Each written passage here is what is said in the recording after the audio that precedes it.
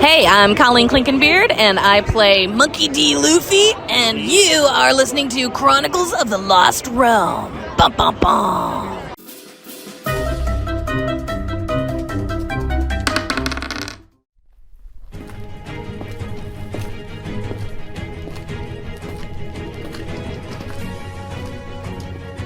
I am the Chronicler. I am here to recount the tales of the greatest adventurers in the realm. Follow us on grand adventures through high magic and grand swordplay. In a world ravaged by monsters, ruled by tyrants, and fought over by villains, who would dare to stand up to them? Lend me your ear, and I shall tell you.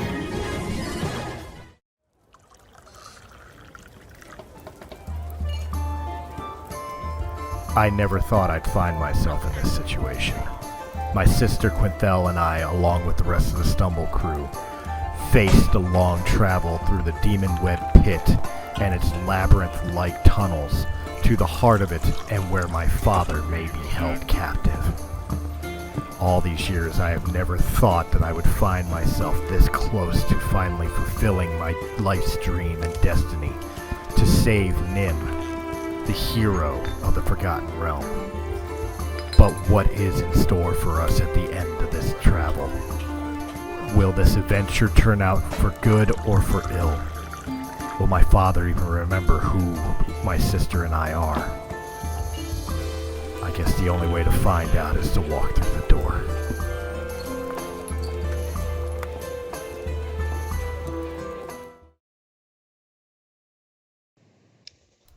Ladies and gentlemen, boys and girls, children of all ages, welcome back to Chronicles of the Lost Realm. We are deep within the demon web pits, trying to find our way through the darkness. Today, I'm joined by Faerun Takthanlus. I forgot for a second there. It's been a while.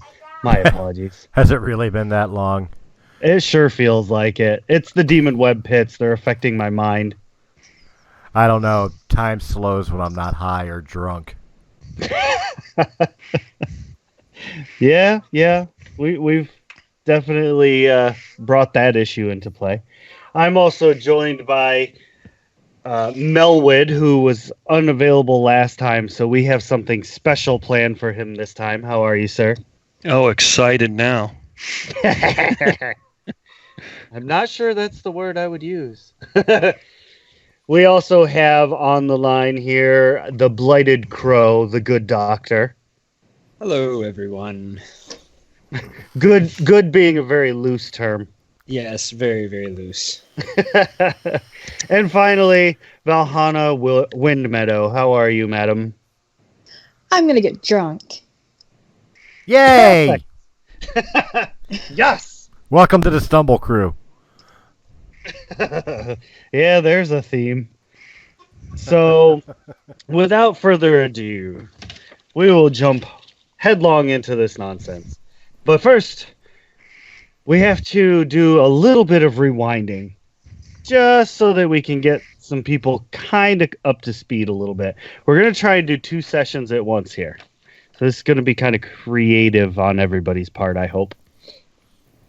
Us creative? No. I don't know what you're talking about. The morning breaks in the massive city of Varesh. The sound of a bustling city comes floating in through the window of the tavern, the Busty Gull, and kind of rouses you, Melwood, from your slumber.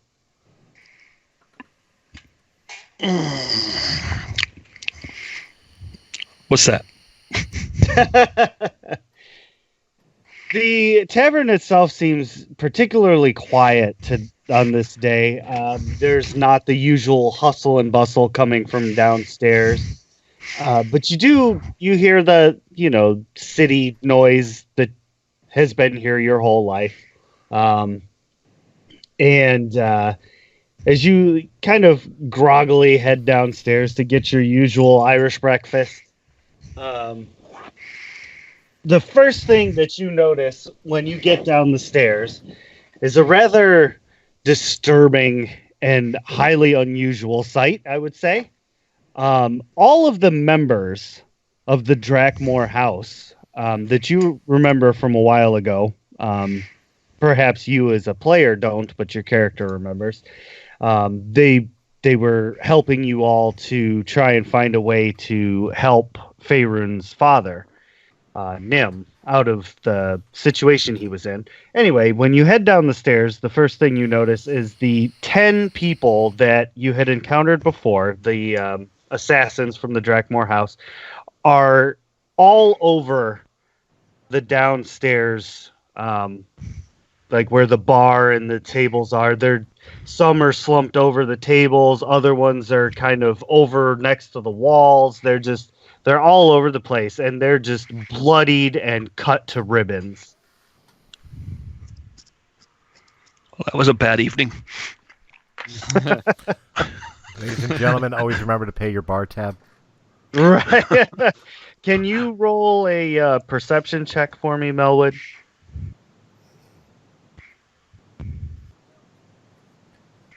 Rolling.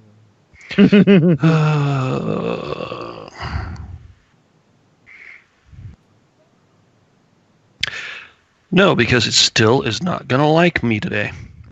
I see that. It seems to be frozen solid. Yeah, that's exactly what it did last time. So, I kept a die out. Total of 14. All right. With a total of 14, you notice that this isn't just any normal bar scrap that went awry. I mean, the Drakmore people are notorious for being powerful assassins. So it seems kind of weird that someone or something was able to just take them out in such a manner. And as you kind of make your way slowly across the barroom floor and you're surveying everything that's going on, you take note that there are some arrows that are sticking out of a few of the bodies. And these particular arrows match the same arrows that the Drakmore themselves use.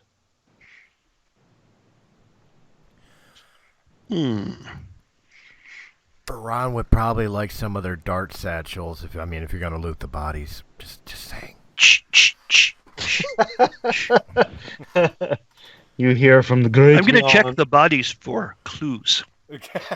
And make sure nothing is stolen from them by taking it all into my possession for safekeeping. I like it.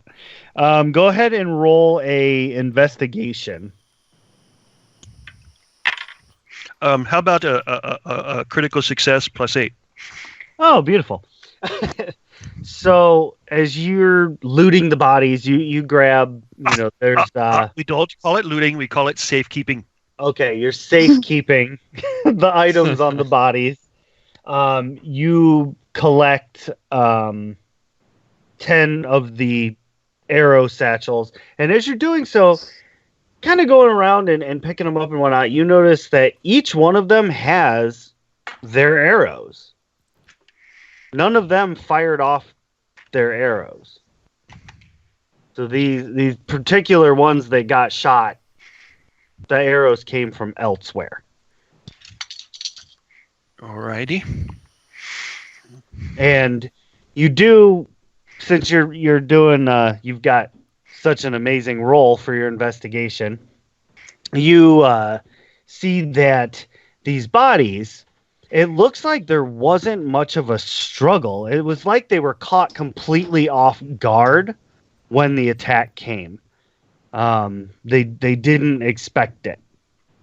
And all the furniture in the room is fine. There's no muss or fuss. You notice that there is no bartender. And everything else, it seems like just a normal closed tavern with a mess of dead bodies everywhere. Oh, lovely. You'll provide me with a list of my safekeepings? Absolutely. For right now, the pertinent part is that you have all of their quivers. Yes. 8 of them, you said, right? 10. 10. Let me rewrite that. Just Melwood's walking around now with 10 quivers of 20 arrows. I got it, guys. Just carrying them around like a purse. Nothing else that I've noticed. Right? You've noticed that there is a pair of footprints with some of the blood from the bodies trailing towards the door. Well, let's follow the blood. Because that's always a good idea in Dungeons and Dragons. Every time. Just like splitting the party. When you story. get down, like not on your hands and knees or anything, but you start paying a little bit more attention to these particular feet print, you notice that they almost look like women's boot tracks.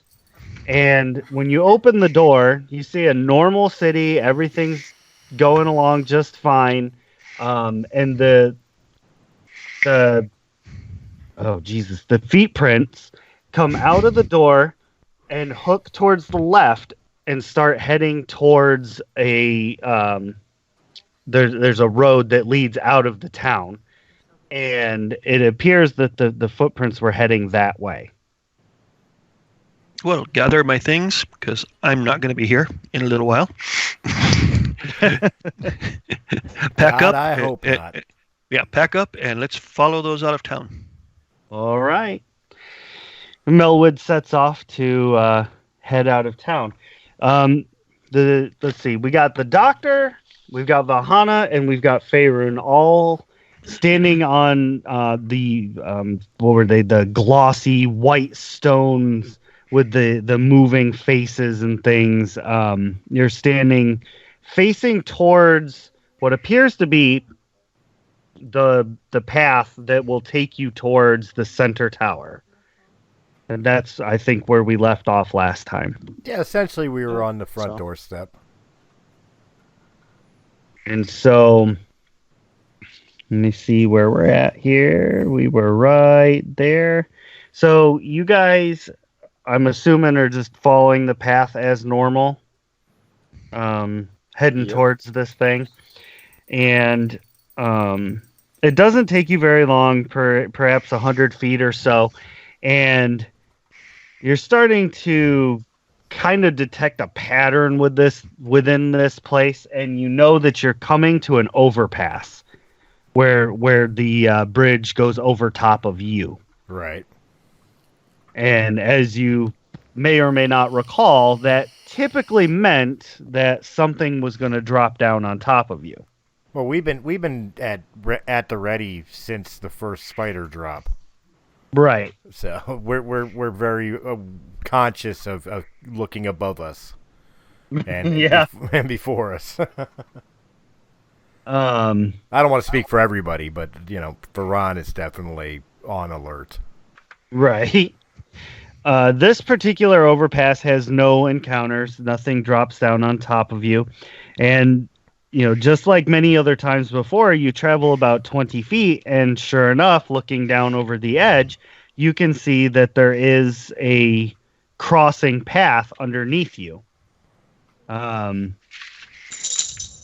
You can either continue on the path you're on or drop down a level. Well, which one looks like it's the so correct if you course to Cocoon? Heading straight is the correct course to the Cocoon. Then straight we go. Straight it is. Onward! You guys head for another 20 feet or so, and this time, being on your guard, you were not surprised by the attack, but leaping from the bridge that is above you is this very large spider-like body, and it floats not at an angle like the other ones kind of have. This one comes straight down, and you see that the body of it is a large, like Black Widow-esque body, and it has the torso of a drow. Drider. Damn it, Driders. And everybody can roll normal initiative. Farron, perhaps you can speak with your friend here. He's not a friend. Drat. Drat. I mean... You see murderous intent in Farron's eyes. Mighty. This is an abomination to Drow. Even the evil Drow, this is an abomination. We no love for Driders. And as soon as my app wants to work, I'll roll initiative to show how pissed off I am.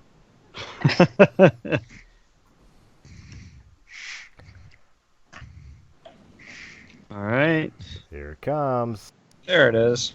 Yay! All right. So first up, per the usual, is Valhalla. Yay. It is approximately 20 feet away from you. When you guys got within 20 feet of it, you're like, oh, hey, look, there's going to be a bridge. Yep, sure. It's crap. And then this thing jumped down. So it's about 20 feet away from you. Can I use my assassinate skill? Possibly. It's I forget exactly what it does. Advantage attack rolls against any creature that hasn't taken a turn in combat yet. Any hit you score against a creature that is surprised as a critical hit. Okay. It is not surprised, but you are definitely going before it in combat. Okay, never mind then. I'm just gonna do my sneak attack with my rapier. Alrighty. Stab it! Stab it! Stab it! Everybody's kind of quiet tonight. Normally y'all are more vocal. 14 hit? 14 hits. Yeehaw. I'm trying to be respectful of the other players. Right. Let people get their words in. I'm not there. In other words, Farron is sober. The doctor has a cure for that. 17? True story. Noise.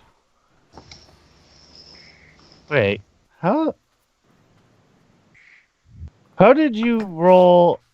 Oh, okay, I see what it did. Ooh, that blew my mind for a second there. It said 3d6 and then 2 in parentheses, and I was like, how did it roll a 2 when there was 3 dice? I was very confused. Okay, so 17. That is a beautiful hit. You just light into this thing, and it rears back, but it is definitely not anywhere near death. Next up would be Farron. Yay, 2 things that are about to die. First roll with Frostbrand, 29. Oh, that's a crit. And not Frostbrand, 27. And that's a hit. All right, now the damage is 1d6. So that's d6 plus 6. Frostbrand is 11, and it was, what was it, another 1d6 for the frost damage? Yes. All right, so Frostbrand did a total of 13, and then 6, the normal sword. So 13 and 8. 21! Blackjack! Whoa. That's some nightmare stuff right there. It's looking much worse for the wear. And I almost dread saying this, but Doctor, it is your turn. Well, I'm going to keep it simple, and I'm going to run up with my sword cane and stab it. If I can. All right. Oh, yeah, that's a hit. Right. You've jammed your sword cane straight into its thorax. For 11 damage. Or abdomen? Both? 11. Well, thanks to Valhalla setting the stage and Farron getting a crit, that 11 was enough to finish it off. And it lets out a hellacious scream before it staggers to the side and falls off of the ledge into the empty, the fog and the emptiness below. And as soon as it does, you can hear this rushing, just terrible whoosh sound of air, and you see it get swept off out of view by some kind of torrential wind. Ferran very angrily turns towards the site of the cocoon lair and screams out, "Is that the best you got, Dad? Even I wouldn't believe that you would have stooped this low to use driders." Well, I'm very pleased with myself. I finally did something. I contributed. I'm a team member. Did something. So after this bridge,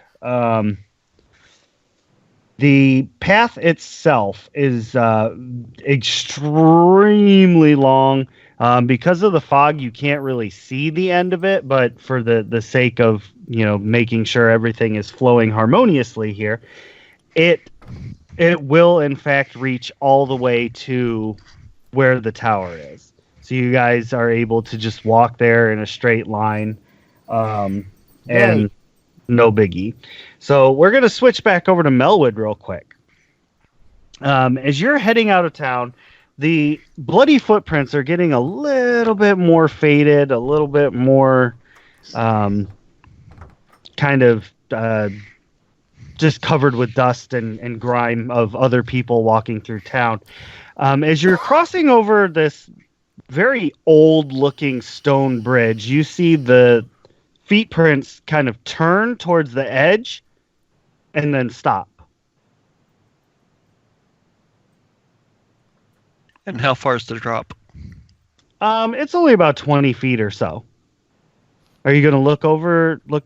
Well, obviously, to see how far the drop is. You look over and you see that there is a ruined hut down below. It looks like it was completely decimated by some massive creature or force. And the only thing that remains standing is a single doorway. Like a closed door. It's just completely randomly standing by itself. You can roll an Arcana check, however, given your magical training, to try and pick up any more clues. 24. Oh yeah, easy peasy. So looking down at that door, you're like, well, that seems kind of odd, and squint your eyes at it, do the magician dance and whatnot. And you see that this is actually the doorway to a spell called Magnificent Mansion.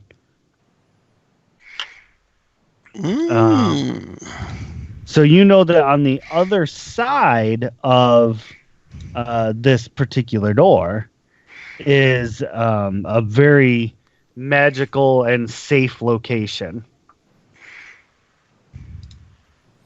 That's relative. Truth. Well, let's jump in there and see what we can see. Okay. Yeah,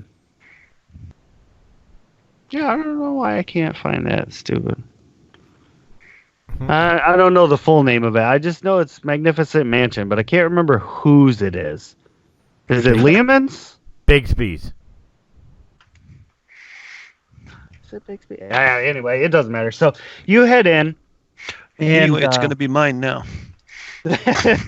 When you head inside, you see just there's all kinds of chaos that happened in here. There is unseen servants that are trying to tidy up, but there's like random doors open. There's a large foyer is what you're standing in, with two staircases that kind of arc up to a second floor balcony There's 4 doors on top and 4 doors on bottom. Some of them are open, some of them are closed. But what catches your eye is floating just 2-3 feet off the ground in this large main foyer is a Myriad, right? Water genie? Yeah. Yep, that's it. So there's just this large fish-looking aquatic genie just kind of floating there. Almost looks kind of sad. What's with the grim face, mate? Roll persuasion. No, I'm kidding. It turns to look at you and it very solemnly. Lisbon, no wake up. Show me. He starts floating over to one of the open doors, and he just kind of leans over and points in. And as you direct your attention inside, you see that this particular room is the dining area. The table has lots of food on it, enough to feed 8 people. And sitting at the far end of the table is a wizard dressed in trappings, much like yourself, but a little bit more grimy and disheveled. And you can see that very clearly he got into a fight with a dragon. The claw marks are still very fresh, and he's just slumped over in his chair. He's definitely deceased. Roll. That's why you don't fight a dragon. You can roll a history or an arcana check. They're the same. Ooh, only 17 that time total. Oh, only a 17. You identify this little fella as the gnome. He was a hermit that used to be at the same tower that you frequented and did your studies, but he left because he didn't like the way things were going with the tower, and he just wanted to play with magic. He considered it more of a fun and whimsical thing. His name was Lisban, and he was a gnome. Just a gnome wizard like anybody else. Didn't have a specialty. Just played in everything. Small world. And you can tell that it was definitely a dragon that destroyed his home and him. Oh. Well, tell the genie, you're free. You should go somewhere else. Nowhere to go. Well, then you can come to work for me. Only had one job. Get Platinum Teleport Band to the others. Lisbon say Faerun. And who have you teleported lately? Faerun and friends. Beak face. Pretty eyes. I take a little offense to beat face. I know them. I know him. Wait a minute. Well, I'm going to make sure Lisbon's property is well cared for and returned to his family members. So I'm rifling his pockets for components and his spellbook. The genie. Oh my gosh! This time, roll a. Oh jeez. What should we roll? What should we roll for this one? I wish I had a live chat. I'd have somebody roll. Let's do persuasion. Just do a persuasion. Total of 10. Ouch. What a time 10. not to get the ball. All right. So let's do this. So the genie says, I carry stuff? Why, yes, you do. Oh my god. Carry all of this. It's that damn luck of the Irish there, right? It really is. 10 quivers of arrows. God. He takes everything that you hand to him. Like He's acting as your pack mule right now. Oh, that's going to make the pack mule really happy. Pack mule. And now, let's go visit my friends. Who friends? Oh, wherever you sent them. Oh, You They come too, went- though. they went to dark place. Well, we go to dark place. But dark. I have light. Okay. How we get there? Teleport, maybe? I don't have teleport. I wish I had teleport. I thought you transported them there. Lisbon had magic ring. Now I have magic ring. Which one? I'm just envisioning him pulling out like a pocket full of rings. Which one? Right? Yeah. What's up? They take ring with them when teleport. Oh, greedy bastards. Me know. Do you know any other way to the dark place? No. Me wish had teleport. Me wish it too. Oh, okay. He drops all the quivers, claps, and a teleportation happens.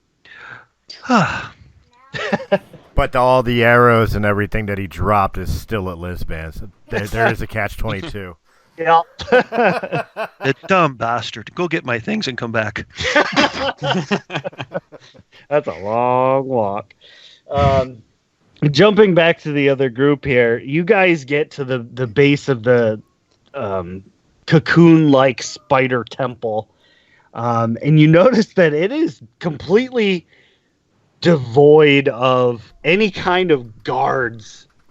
It just seems like they really didn't think this through too much. Or we were expected and they want us to come in. Seafaring? He wants us here. I imagine there will be tea. You keep With spider milk. Booze. You keep holding on to those dreams. I've already milked all the spiders. It's all right. Awkward. Family show. You can keep your spider milk. You did remember to label that one, yes? Oh boy. Of course not. It's Damn like it. an iron trap in my mind. I think Farron's more worried about his mind. Yeah. Oh, Next time geez. I pilfer his pockets, I'm going to be holding up to like the tips of one of my darts to see if it matches color in any way. Farron's just like pilfering and holding them up to the light. Just kind of like, which one looks less poisonous? Which one will make me not barf chowder? Well, that one I didn't mind so much. Hey, felt great afterwards. Yeah, you didn't have a cold. Yeah. It did cure the cold I never had. Details. So, are you all heading in? Or are you going to come up with a battle plan? Well, I'm thinking, and I'm sure Quintel will agree with me on this, we, as in her and I, are expected. I'm not sure if he's expecting the rest of you to come with us. I can sneak behind. Does that mean you want us to wait outside? Yeah, because it's always a great idea to split the party. We'll just be out here while you go in there to die. You go What? fight with your father. I do agree. I do agree with Valhalla about her sneaking in, stealthing in. Doc, it might be best you let us talk, but be prepared to act like on a moment's notice. And how would you prefer me to act? As in Shakespearean? Yes. Who? Thank you. Who the hell is Shakespeare? Create a distraction. Are you aching? Yep. For some bacon. Yep. Oh Jesus, this is what we've been reduced to. This is your life now. This is it. This is it. It's where it all comes together. And as that Ferran looks at Quintel, he reaches into his shirt and pulls out the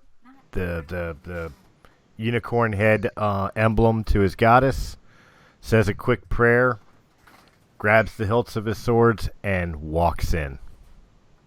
Okay. And just so that we're clear here, who all has gone in? Just Faerun and Quintel, right? Well, I imagine those two are going in first, and then I'm stealthing behind, so... Do you want us to roll stealth? Yes. Everybody who is stealthing, roll stealth real quick. Okay, the doctor is stealthing. And, well, of course you're stealthing. Why wouldn't you be? 25. Did she even have to roll? Yeah, right. All right. You guys head into the spider cocoon tower. You see that despite it being circular in shape, the floor that you're standing in is a very large main chamber. It is 60 feet by 60 feet squared. There are drow writings and tapestries hanging on the walls, all praising the goddess Loth. Some of them have been singed like they were trying to be burned, but just to no avail. You see that there are down the complete center of the room, and both horizontally and vertically. So it creates 4 30 by 30 squares. There's drow and abyssal alternating runes that make this T shape. Sitting all the way across, 60 feet across, up upon a massive throne made out of skulls and the bones of crushed enemies and things like that, is a very solemn figure. He doesn't appear to be moving very much, has the long white drow hair. His head is kind of hung low, creating a shadow over his face. And he just kind of sits there for a bit as you guys enter in. What do you do? Hello, Father. The figure slowly raises its head, and instead of your father's voice, you hear a completely different voice emanate from him. I've been expecting you. Nicely done. I'm sorry, I gotta break character, but that was good. That was like multiple voices at once. Well, I will not take credit for that one. Everybody, also joining us this fine evening is my good friend David DeSantos. He's the CEO of Shattered Tabletop Gaming. He will be playing the role of Nim for this combat sequence. So everybody, give a round of applause to Dave. Hey, how's it going, Dave? Hey, well, thank you. I appreciate it. It's great to see everybody again. I am Nice to meet you. actually honored that my old second edition D&D character is being played by the DM of Shattered Dimension. We'll see how this goes. Good luck. Don't kill him. Wait, that's No if we promises. die. And when that voice emanates forth, this huge, like 15 foot by 15 foot square shadow figure just kind of roils out of Nim, kind of, hiding him a little bit. You can still see him, like the shadow is translucent, but it's kind of amorphous. It doesn't really have features per se, but you can tell that it does in fact have arms and a torso and a head. So that is what you were greeted with. How do you respond? Well, first and foremost, is this any type of thing that Drow or anybody familiar with the spider demon pits would recognize or be able to guesstimate on what the hell it is? Nope, this is a completely foreign idea concept. It doesn't seem to really make sense in this place. Shadows are typically considered undead.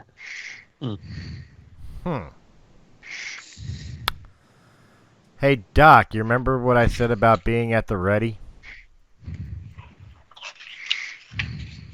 I'm not here. I'm hiding. Shh.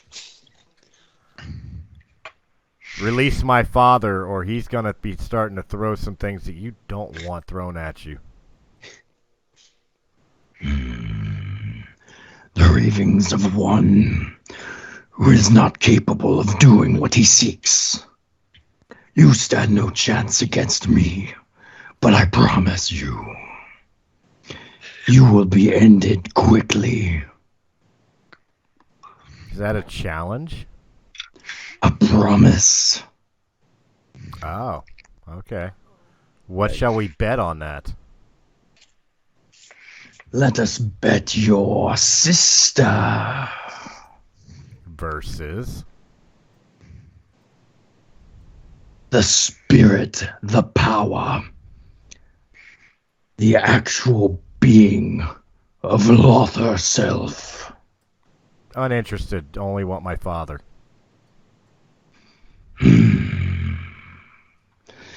You see, you have done a lot of work for me that I have not needed to. You have brought Loth here yourself. Highly doubtful. Oh? Why not ask Quincell yourself, then? Ferran, without changing expression, looks directly at Quintel. What's it talking about?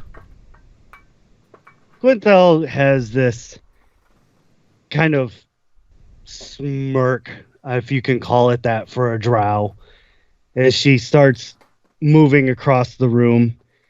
And I apologize. I tried to get somebody else to do a voice for Quintel tonight, but she's being a fuddy-duddy. I hope she's hearing me.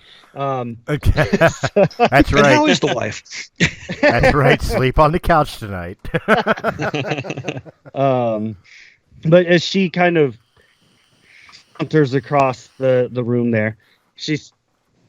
Well, it's true. There was no other way to get down here but to trick you.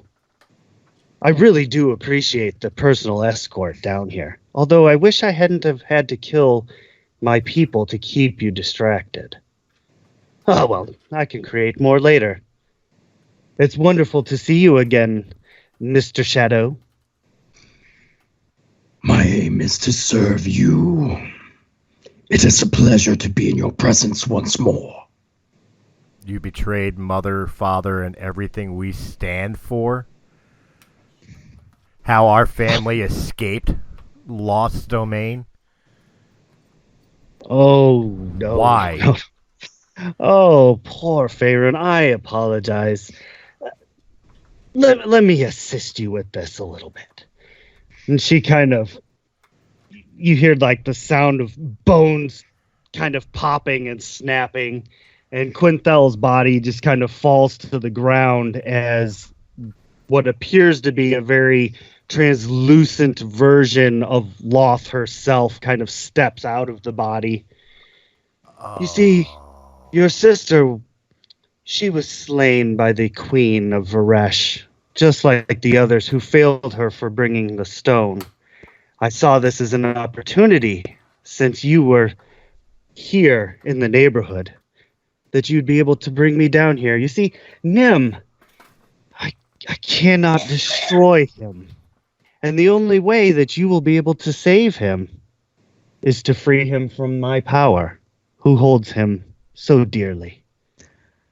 A task that is quite formidable, especially for one of your stature. So, to free my father, I have to put you back on the throne. Exactly. Or kill him. Or perhaps even another way that maybe I haven't thought about yet. Either way, you've served your purpose, so, I think I'd rather like Nim tortured and destitute this way. It seems only fitting after what he did to me. Everybody roll initiative. Oh, I was no. Hold that, because the Rage of Faran, he just automatically goes after fucking Loth. Ooh. In a scream and a rage. Ah! Okay, so Faerun I suppose tea is out of the question then. Faerun takes off across the floor. Are you in? So you know how I said it was divided up into quarters. Which quarter of the room are you in? The throne itself straddles number 1 and number 2. Whichever one Loth / Quinthel is standing in, since I was charging her. Okay.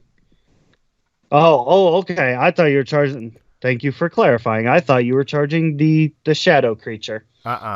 Loth, because she's the one telling me I got to kill my father and put her in the throne to free his spirit, and that she killed my that my sister is dead.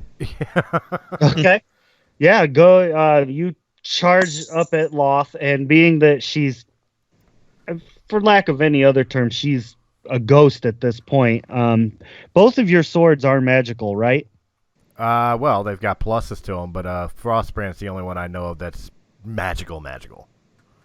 Oh, well, yeah. If it's got a plus, then it's at least somewhat magical. So, both of them will hit. So go ahead and roll a anger surprise attack.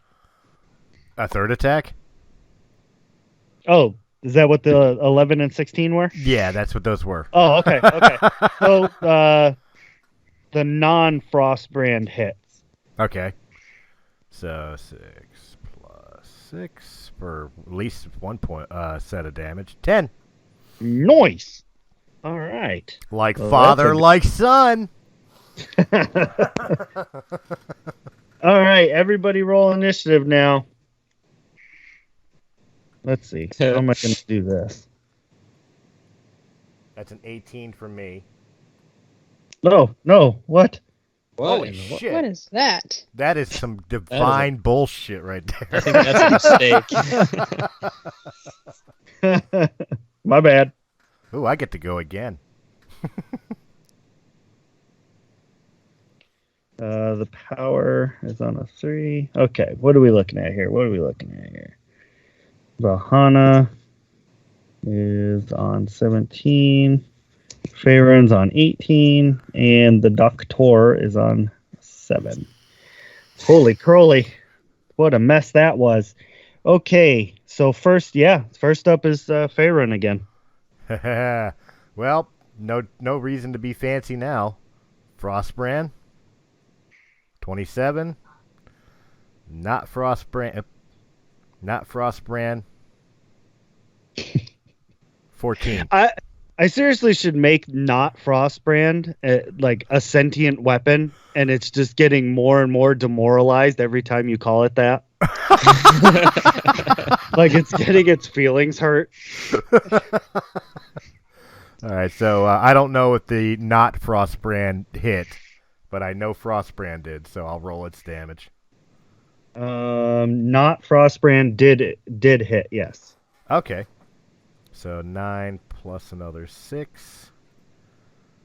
Okay, so 10 off of Frostbrand. And add another 7 to that, so 17 for those attacks. Nice. That's to Loth, or is that to the power? Still to Loth. Yep. Nice. Yeah, you're just hacking away at this spirit, and it does appear like it's hurting her. Perhaps not as much as, a physical form would be hurt, but you can definitely tell that it is inflicting damage to her. Next up would be the assassin extraordinaire, Valhana. So I'm going to step out from my shadows so that they know that I'm here now. I don't think we should be fighting this. We are going to die. It's a spirit. How the hell are you going to kill a spirit? Varan doesn't even hear you. He's completely lost his mind. Like, if you look in close into his face, you see tears streaming down his eyes and his face as he's just hacking away out of pure, desperate hate and rage. You should listen to your friend. Can I use some sort of acrobatics to, like, run over and, like, drag him away somehow? You could attempt to run over and do a grapple check. It'll be contested. So I think, Scott, refresh my memory. Katie rolls strength, and then I think it's actually athletics for grapple. Yeah, I think you might be right. Which is a strength anyway. Yeah. You never know. She could be trained in it. True. All right, so athletics. I'll roll 16. And what, I have to contest that? So, yeah, let's see. Vahana rolls a strength athletics check contested by Faerun's athletics or acrobatics check. Yep. Oh, I'll go with acrobatics. That's got the better plus. And I fail. All right. So I told you I'm Vahana completely grabs focused. He was only like 15 feet away from you, we'll say. So you can move him half, I think. Yep. You're halved. So you can move 7 squares, which right now you're standing in 2. You can either move into quarter 1 diagonally into quarter 4 or straight down into quarter 3, which is where the door is. Probably closer to the door. Okay, so straight down into the door. Yeah. Let go of me! She has to die! I have to save my father! You can't kill a spirit. We need to go. Let's see, who is... Oh, yes, Loth. So she kind of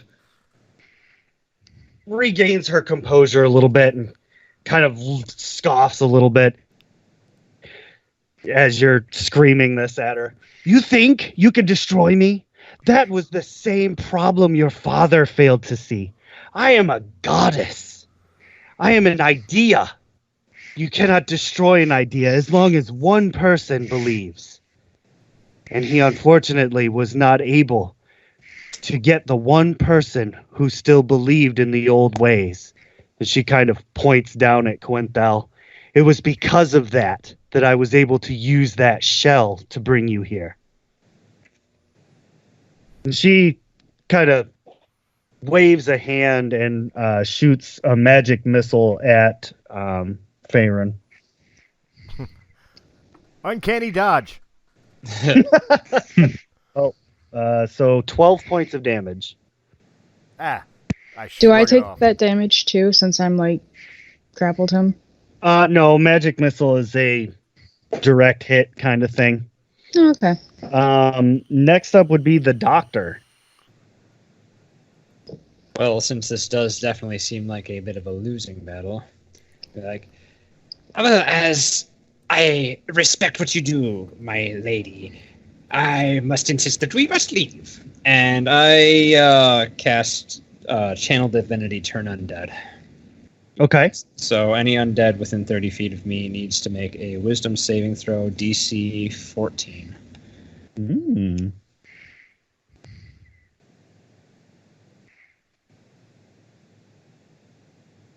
DC what now? 14. Oh! Yep. That's just lame. That was so close, though. It was. I was almost scared that somebody was about to turn Loth God damn, do it again. So real quick, since the doctor has made himself, are you moving? Are you staying? Like where are you in quarter 4 or quarter 3? So when you came in the door, were you to the left or to the right? I was directly next to, or directly behind Valhana. So I'm going to just try and keep myself in between the bad guys and Faerun and Valhana.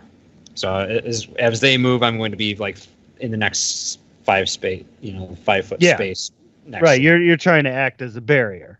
Yep, as the shield. Okay. Perfect. So then the next person would be Loth's Power. Oh boy. Loth's Power takes a step forward and menacingly looks at the entirety of the party and simply states, Come, bow at my feet, pray for several minutes beneath me. And at that point, uses his mass suggestion while he's saying that. Oh boy. Okay. Which I do not see a bonus to. Yay!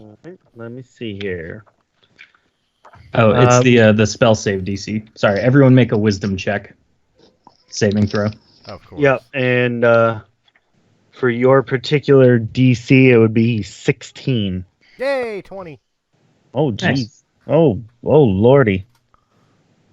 Well, wait, in fairness, I do have to play this fairly because, Ferran's not in his right head. Am I at a disadvantage at current state?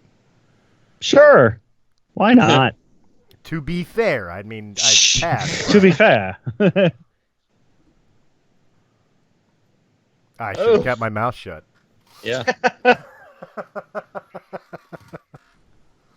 Oh, no. The one grappling you even falls for it. So Valhana and Faerun both kind of... Valhana lets go of Faerun, and you both walk past the doctor into the quarter 1, which is where the power is standing. Let me see. I don't know how to make dots go away. Dave, how do I make dots go away? Select and delete. That sounds complicated. Use the pointer tool. Mm-hmm. As you guys are walking forward, he says, Let Loth's supreme power wash over you. Feel my presence. Is he going to attack or what? do I have another action? Mass suggestion is one action, and then I get 2 actions, right? Because I only... Well, if you're doing a spell, I have to make sure. Yeah, you wouldn't be able to do the other one because it's also one action. It has to be one bonus action. But since this is kind of epic battle-ish going on here, I say go for it. Well, in that case, as he's saying, let Loth's power wash over you. black tentacles spring from the ground and begin to kind of twist and turn as they begin to try and just overcome you guys and pull you to the ground even further. Now make a dexterity saving throw. Well, that I could play with. Am I free of that since I didn't get... Yeah, it's only the people bowing in front of me. Okay. Again, as much as I hate to say it, and I probably will regret it, disadvantage? Not so much on this one. Well, actually, I mean, you're both under suggestion to kneel, so I would say both of you actually probably have disadvantage. Yeah, technically they're prone, wouldn't they be? Yeah.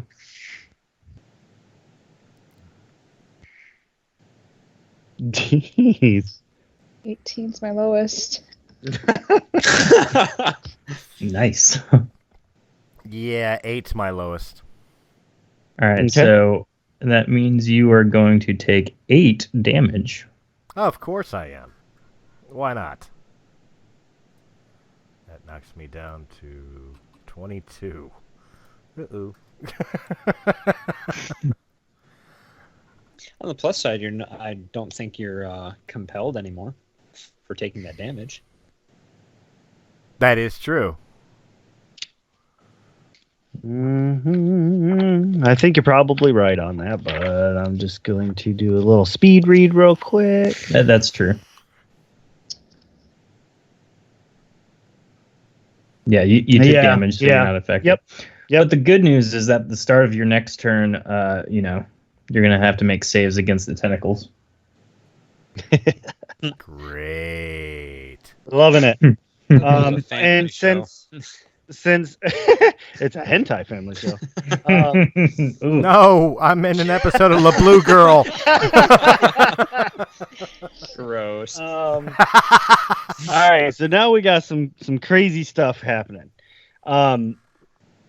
With that being the last turn here on this combat round, the runes that divide the floor into the 4 quarters, the abyssal parts kind of start swirling and glowing red, and they light up, and jets of hellfire just shoot up, creating very visible lines that divide this whole room into quarters now.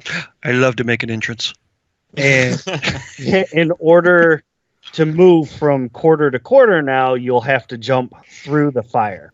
And as that happens, Mr. Melwood, please for me roll a 1d4.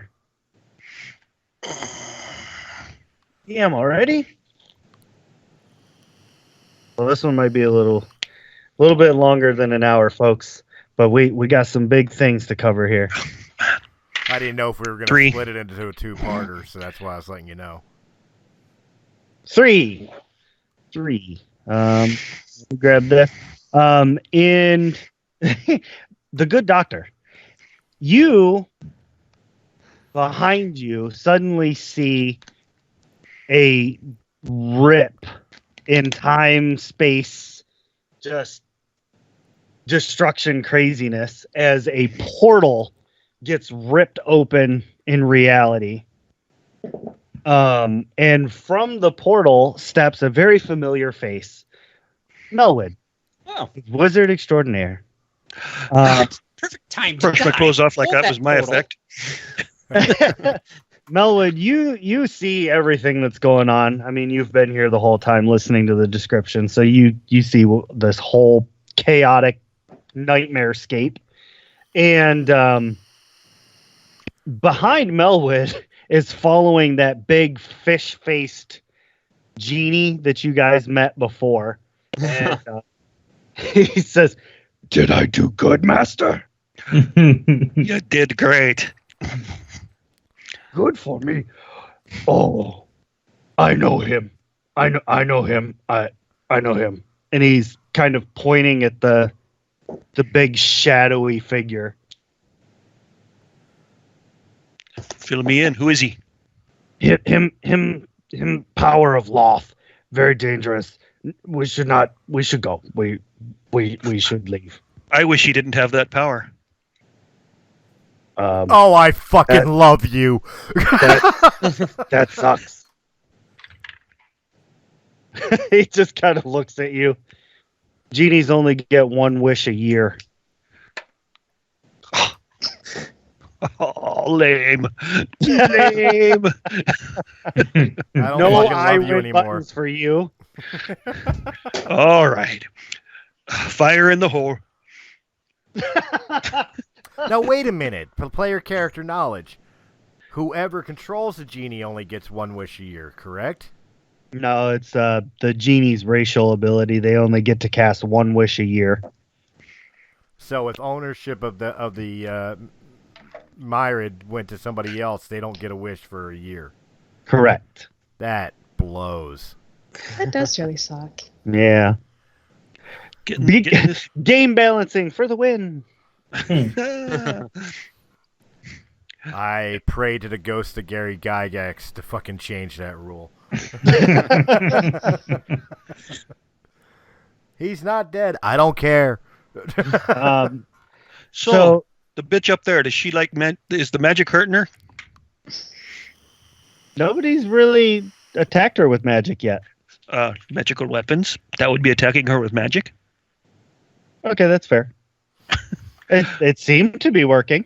All right, then let's just have a 60 by 60 fireball blow up this entire place while sculpting it to protect you guys and me. Nice. Again, I love you again. Boom! Wait. The drow in the chair, you want to protect him too? Who's the drow in the chair? My father. And we want to protect him. Why? The whole reason we're here is to save him. Well, I hate to tell you, I can do 4. And I'm not blowing myself up. So who wants to take the hit? Yeah, that's what I thought. To save my father, I will. Okay. Boom, boom.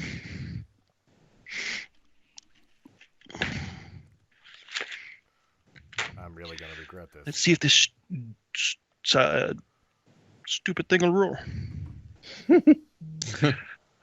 No. Here, I'll help you out.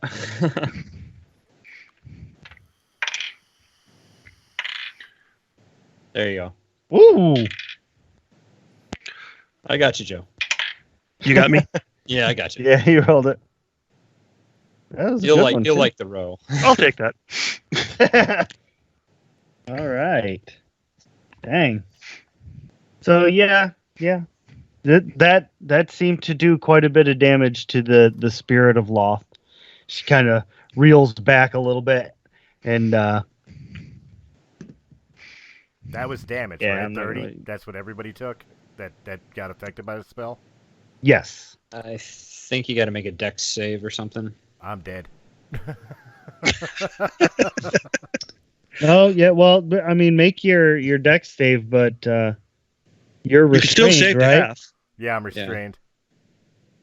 Oh, that's right. You got restrained by those tentacles. Never mind. I got a 20.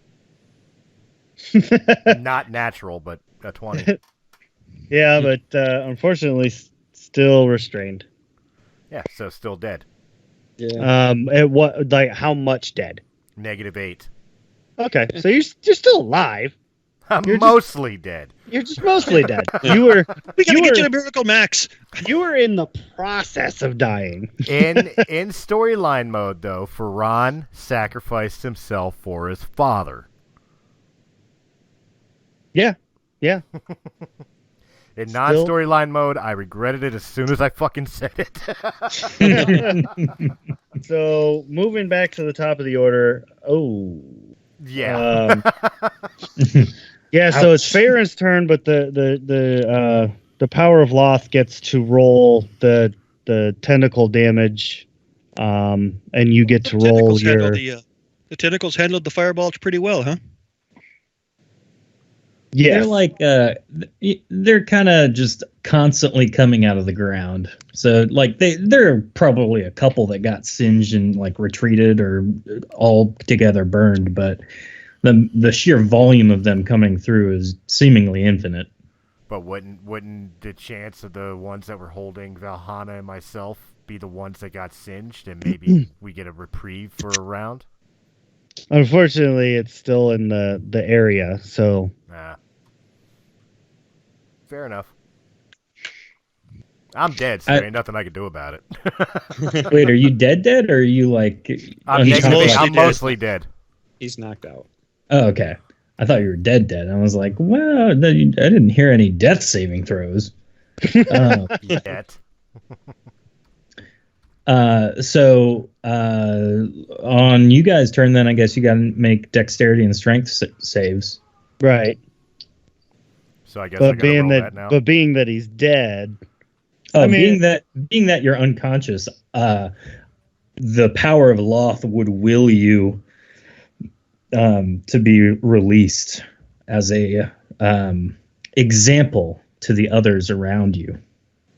Ooh. I'm not following. What do you mean released? Like let go of the mortal coil? Permanently released.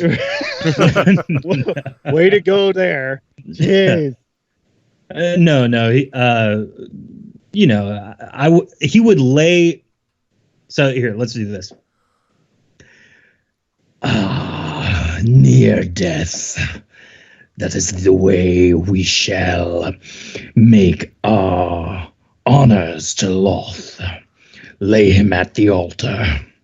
And then the tentacles would lay you kind of up before your father as an example of not only Loth's power, but also just a great example of, you tried but failed. Oh, you motherfuckers are going to sacrifice me. I am not an offering. Farron, at this point, you need to roll a death saving throw, which is just a flat d20. This will probably suck. 16. There you go. Yeah, so you stabilized. You are at 0 hit points. Yay! I'm not dead, but still dead. No, you're just unconscious. You're not dying anymore. You'll survive to live to fight another day. Because the doctor's going to be working on you in just a moment. Oh, yes. Oh, sure. Valhana, it is your turn. So am I still held down and kneeling? You'll need to make a strength or dexterity check. You're not compelled to kneel anymore, but the tentacles do have you. Fuck 7. As opposed to a regular 7. True, but on the bright side, you take 10 damage, so there's that. Hey, that's always a great thing. Got that going for me, which is nice. Yeah. This may be the night that ends the Stumble Crew, guys. Let's see, who's next? That would be... Oh, no, wait. Valhana, you still got to finish your turn. Just because you took damage, you could still try and break free of the tentacles with a strength or dexterity check. Oh, okay. I guess I'll try to break free since they're both the same. So, why not? Yep, 16 or higher. Come on, or higher. There you go. So, yeah, you... that's your action to break free, so you can still make a bonus action if you have one. If you can make an attack as a bonus action, then you can still move. I'm just gonna move away and closer to the door because I want to get the hell out of here. All right, so you're gonna jump through the fire. Yeah. Gonna leave me behind. Hey, I tried getting you out of there, and you didn't want to listen to me. I didn't really get a choice after you grabbed me, did I?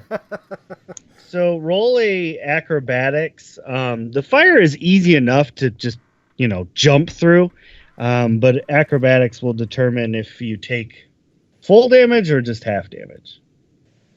Oh, God. I rolled a 5. Whoa, what the? That's full damage. Oh. So you take 8 points of fire damage from this jet of fire, and you said you're making a beeline for the door, right? Yeah, because I don't feel like we're gonna be in this area for very much longer. Okay, so now you have moved into section 4. You're now directly across from the doctor. You can see each other through the fire stream that cuts between you. You can see Melwood and the water genie standing over by the portal that's nice and open now. And then it's Loth's turn. So she, after taking some damage, backs up and she is going to pass through the fire and stand behind, like next to her power. And actually, I'm going to roll a d20 real quick. Okay. So she kind of walks over, looks at Faerun and looks at Nim, kind of scoffs and says, "Fitting that this will be their final resting place." And she casts Oh, shit. healing on herself so that she will survive to fight another day. That's thoughtful of her. Yeah. So nice. Or not. It's just going to sit there and look at me. There it goes. Okay. It's nice to know that we did enough damage to force her to need to heal. Yeah. Yeah. Moving down a little bit farther would be the doctor. All right. How far is Farron away from me? We're looking at probably 35 to 40 feet. 40 feet would work. Okay. I'm going to cast Healing Word on Farron, which will bring him back to consciousness. Indeed. Yay, I get to die again. So you are now at 10 hit points, Farron. Yay! And the doctor is going to yell, "Farron, run, you fool!" Fly, you fool. Well, I do have a question. Is Loth or the demon, the power, aware of the fact that I just opened my eyes again? Not entirely, no. Up until the doctor yells, "Farron, run!" Right. I mean, you were up behind them, so, and I mean, they're kind of both thinking, "Oh no, this is nothing really that we can't handle." They're almost seems like they're just kind of toying with you at this point. Paint me a picture. Is Nim trapped to that chair, or can he be gripped and moved? From what you can see sitting next to him, it looks like he could be moved. Bucket Ferran hops off that altar, grabs his dad, and beelines towards the doctor and everybody else. Roll a strength check real quick. All right, strength is 28 plus 2. I really need to be stronger. Come on, Dad! Enjoy throwing your father over the flames. What's that? I'm just laughing, thinking that you're about to try and throw your father through the flames, and if you fail, he's going to land on the fire and just completely burn up. With the way my rolls have been tonight, it probably would happen. He's like, "Dad, I choose you." Oh, that didn't work. That's the opposite of what I wanted to happen. So it's for just the sake of the end of my turn. After that, after I cast Healing Word, I took the dodge action. So perfect. I'm just standing there dodging. All right. With that, Farron grabs Nim and rips him off of this throne. And as soon as he does, the throne just kind of falls apart into like a heap of the bones and just it looks like trash now, basically. And as soon as he does, the power of Loth is now freed of the body of Nim. You are now able to move of your own volition, and it is your turn. God. Foolish mortal, you have done the one thing that I've been seeking for far too long. The pieces have all fit together exactly as I had hoped. For you see, bringing Loth here was not the only purpose we had. We had other methods and other desires here as well. Loth, let us depart. The power is going to pick up Loth, and then he is going to use a dash action to move 60 feet to the portal on the other side of the room. All right. You snatch her up, pass through the fire because the ghost and the shadow are not particularly vulnerable to this. And when you pass through the portal, it very briefly changes color. Millwood, you can roll Arcana to see what just happened here. 21. Oh my goodness. You hear him shouting, "Infinite power!" Unlimited power! Yeah, as soon as the power and Loth pass through, there's a brief moment where, like, even the genie kind of like flinches back, like, "Oh, don't hit me!" And the portal changes color for a moment, and you immediately realize that they did not go to where you came from. They were able to use the portal to go somewhere else. And for that brief moment that color changed, you recognize that it was the spell Create Demiplane. Oh, lovely. No. And with that, you all have essentially created what in the Forgotten Realms world, you have created Loth's realm beyond the Demon Web Pits. And that, ladies and gentlemen, is where we're going to end it for the evening. Oh, I hate this episode so much. This is not what the Raven Queen sent me to do. So we ran a little bit over, but this is kind of like a not even close to mid-season kind of thing. It was a blast. It was tension. It was drama. We got some family stuff resolved a little bit there. Resolved? You freed your dad. That's what you were for the whole time, right? Yeah, I don't even know if he's conscious or still him. All I did was grab his body. But I just discovered that my twin sister was eradicated and, Loth was walking around in a freaking Quinthel suit.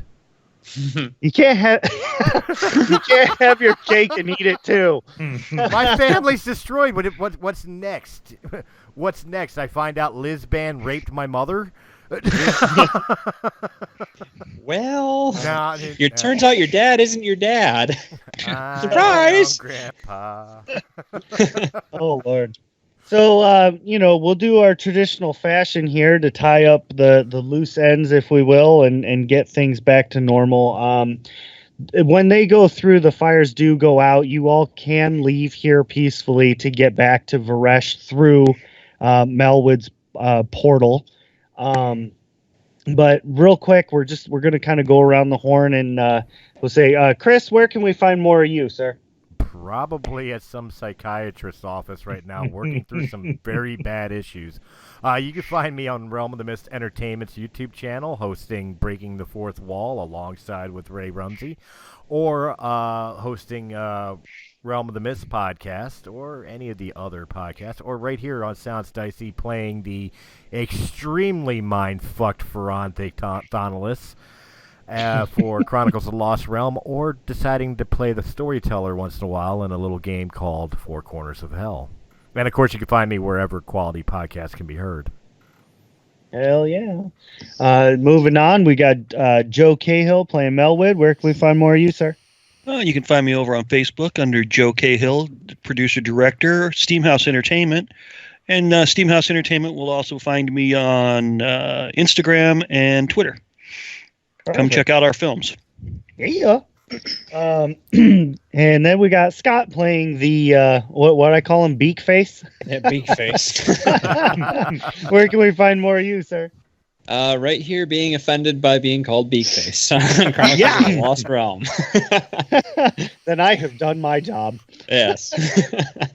We've got Katie playing the lovely, if not pre-disturbed, assassin extraordinaire, Vahana. Where can we find more of you? You can find me right here being drunk and probably babysitting. And Great combination. yeah. I mean, wasn't that how? It's like a bad 80s slasher film. It is. But I also play in Four Corners of Hell as Valhana's doppelganger in that fun little land. Fun, quotation marks. And, of course, we have our guest appearance, Dave DeSantos, playing the Power of Loth with his sultry voice. Where can we find more of you, sir? On the plane of existence Loth just created. No. Yeah, you can check out more of us on twitch.tv/Shattered Tabletop Games, or anything that says Shattered Tabletop Games at a .com. Who knows? You'll find us everywhere. On Tuesday nights, we stream our show Shattered Dungeons at 9:30 p.m. Eastern. You can check that out on any podcasting platform as well. Perfect. And last but not least, myself, the chronicler, Ray Rumsey. You can find me, of course, here, creating chaos and havoc and messing with people's minds. I can be found playing Shattered Dungeons with the Shattered Dawn game with those guys on Tuesdays. Let's see, what else? War of the Stars, Four Corners. What else we got? Breaking the Fourth Wall. Pretty much a little bit of everything. I'm on it all right here at Realm of the Mist Entertainment. Just type it into Google. You'll probably find us pretty quick and easy. Thank you, ladies and gentlemen, for tuning in. I hope this didn't mess your minds up too much. I'm really just trying to mess with the players. Thank you all for joining us, and we will see you later.